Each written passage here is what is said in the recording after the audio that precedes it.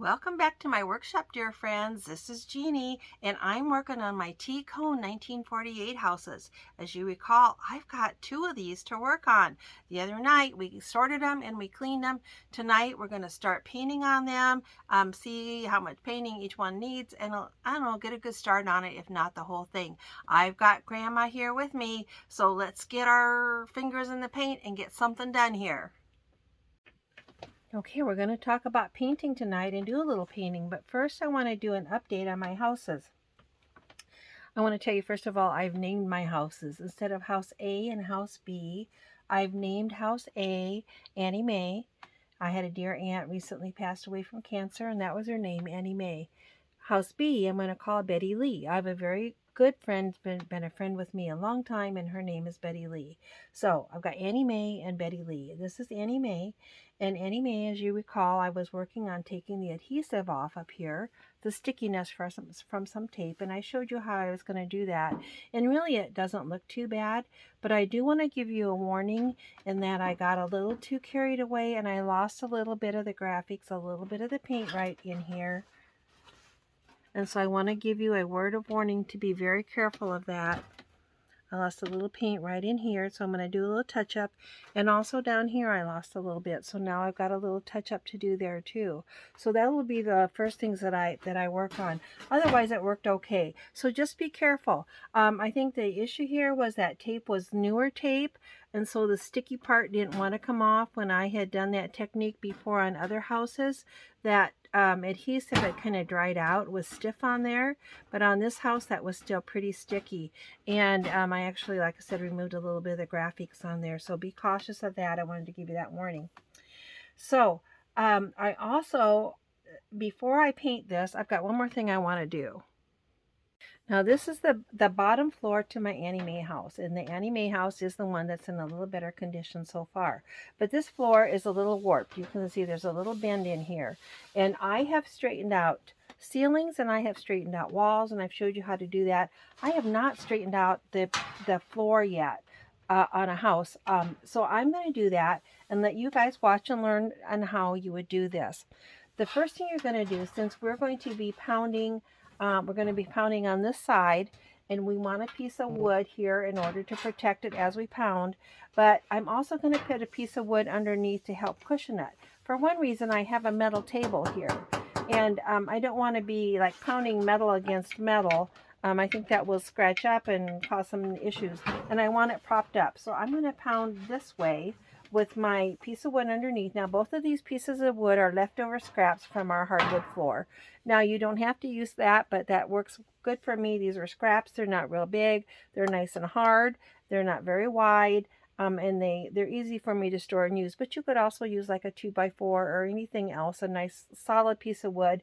These are a nice length. They're not super long, but they probably wouldn't even have to be this long. Probably if you had something, 6 or 8 inches or 10 inches, that would probably be adequate.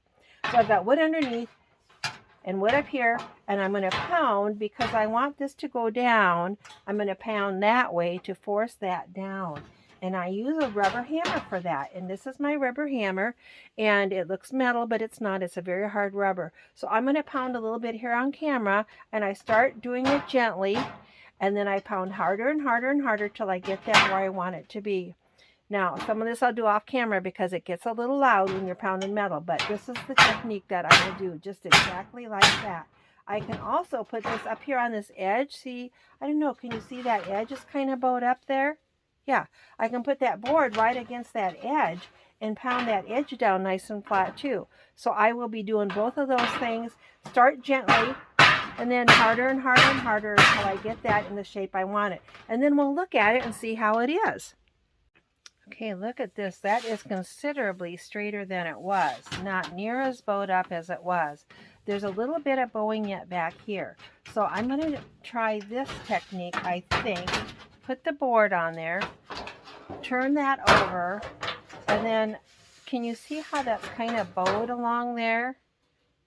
I'm going to hammer along this using that very same technique. Put my other board up here and see if I can get that back to the original shape. Again, I start gently and go a little harder and a little harder. Since it's kind of loud, I'll do it off camera.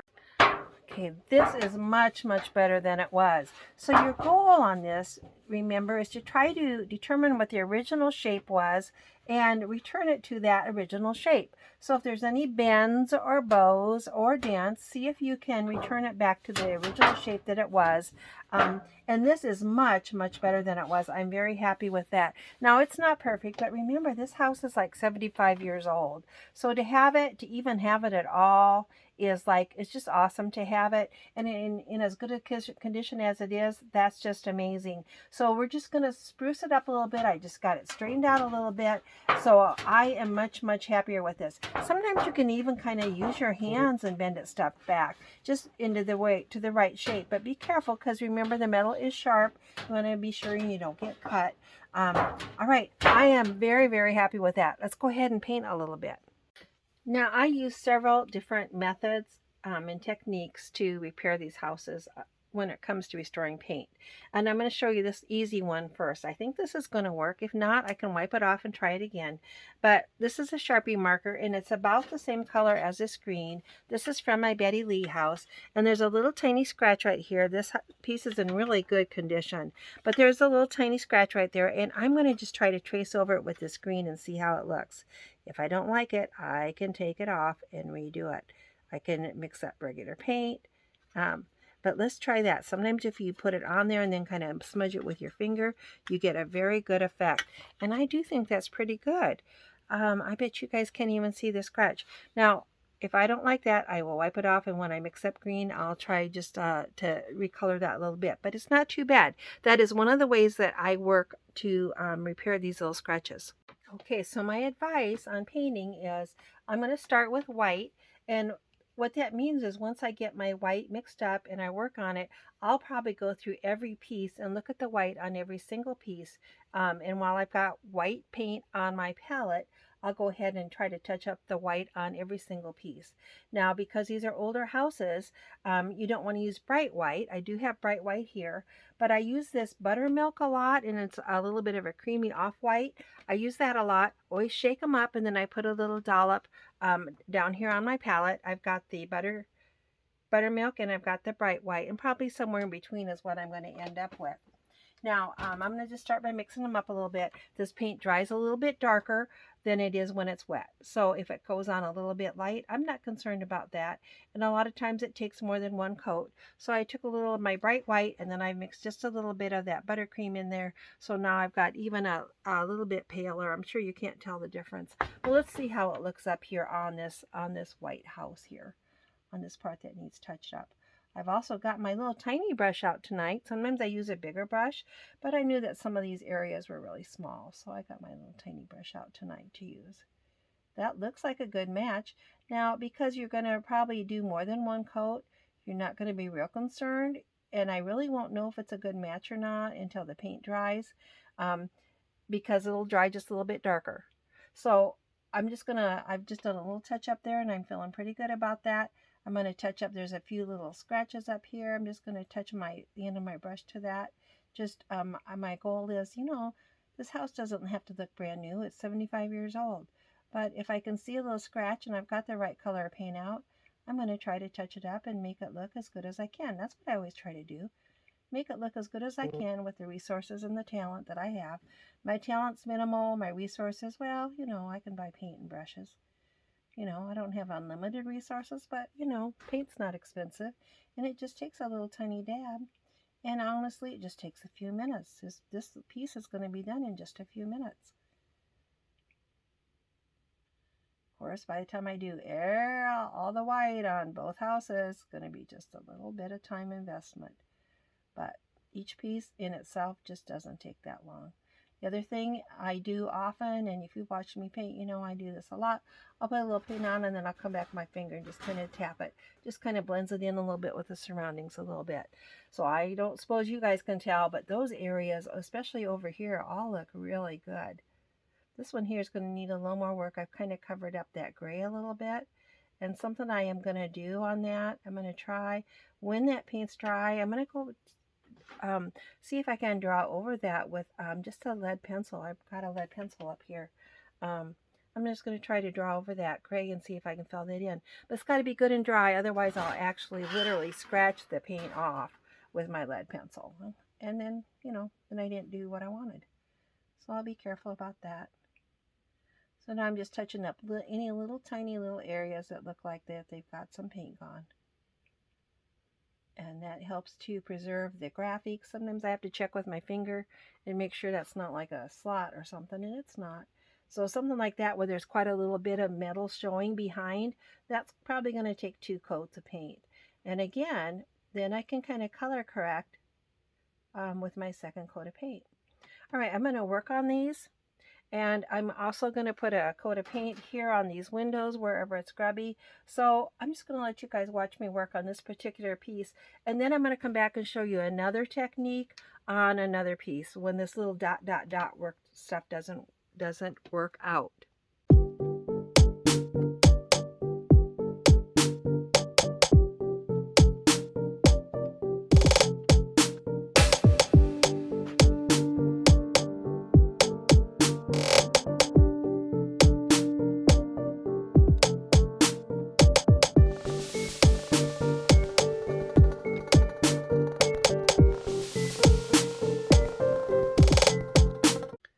Wow, that didn't take long at all. Now I'm going to go back and do a second coat anywhere that it might need it, but you're getting the idea here.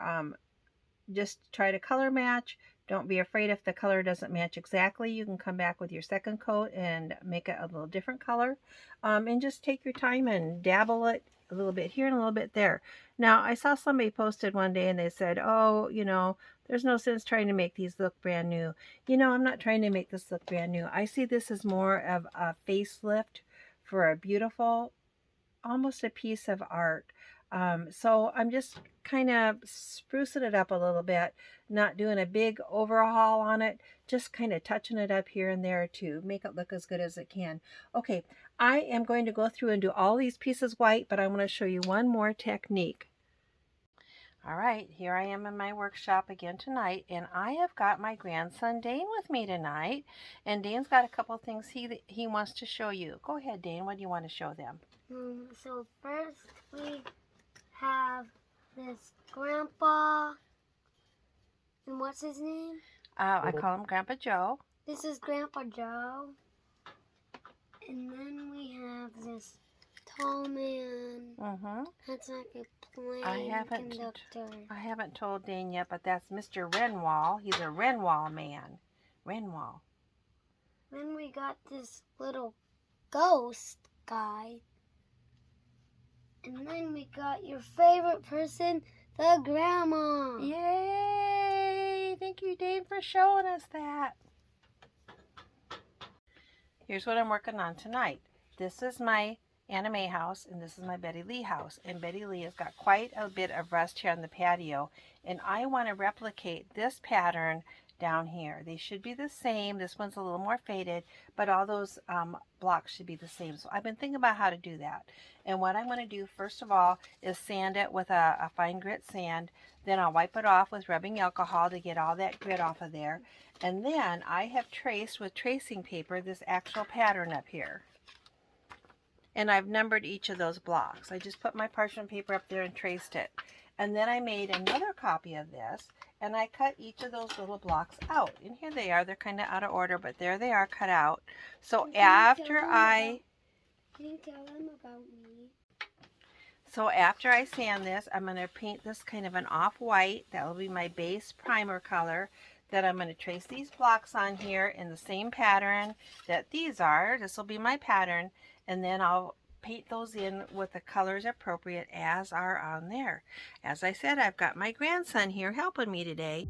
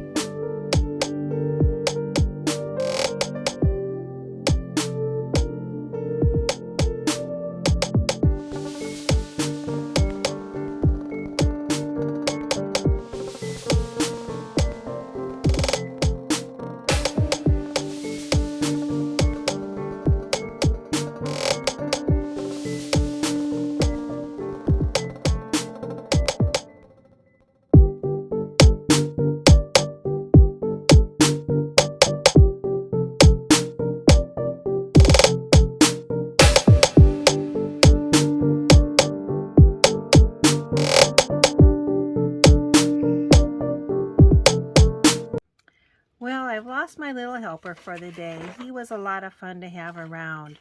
But I went ahead and got that filled in with white as a primer, which will also act as the grout line in here.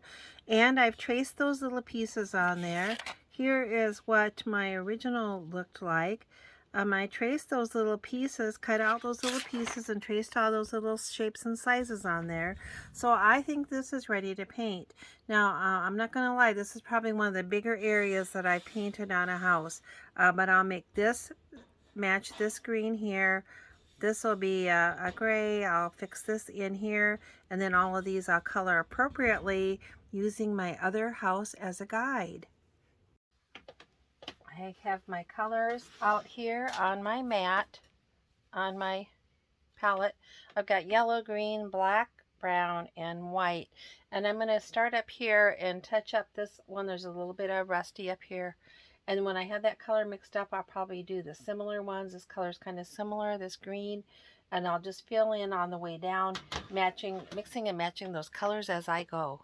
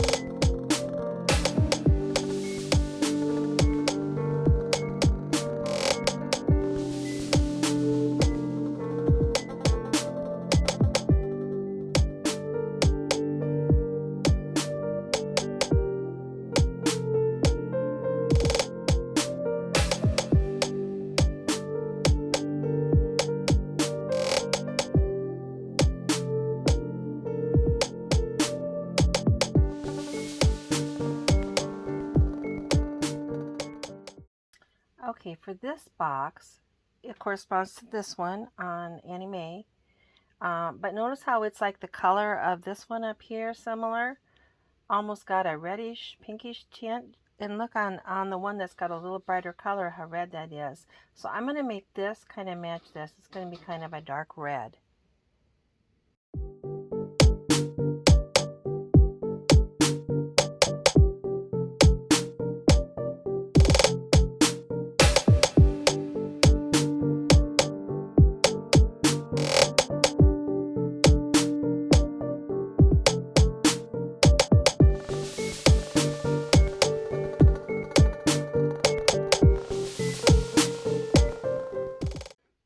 Okay, I'm going to finish this up. This one's going to be a greenish brown, and this one's going to be that kind of lime green, and this one is going to be kind of a taupe colored. So I'm going to get those 3 blocks finished up. Then I'm going to go back and I might add a few highlights and lowlights. I don't know if you can tell, but these boxes here that were painted, factory painted, they're not exactly flat all one color. They've kind of got some highlighting on them and a little bit of shading over on this side. So I might do that on these ones that I painted to make them look a little more three-dimensional like the originals looked. So I'm also going to touch up that grout. To do that, I'm going to have to get my face really close here. So I'm not going to tape this little part, but I will come back and show you the result here in a few minutes. Okay, I think I have this section done. The only thing I might still do with it is either seal it with Mod Podge or something else. But I went back and gave it little highlights and lowlights. Also, some of these boxes up here you can see originally had a little black line around them. Some of them do not. So I took my Sharpie marker, and on a few of these I did draw a black line around it, again to blend in. But it looks really, really good. I am very, very happy with it. Let me show you the piece I'm going to work on next.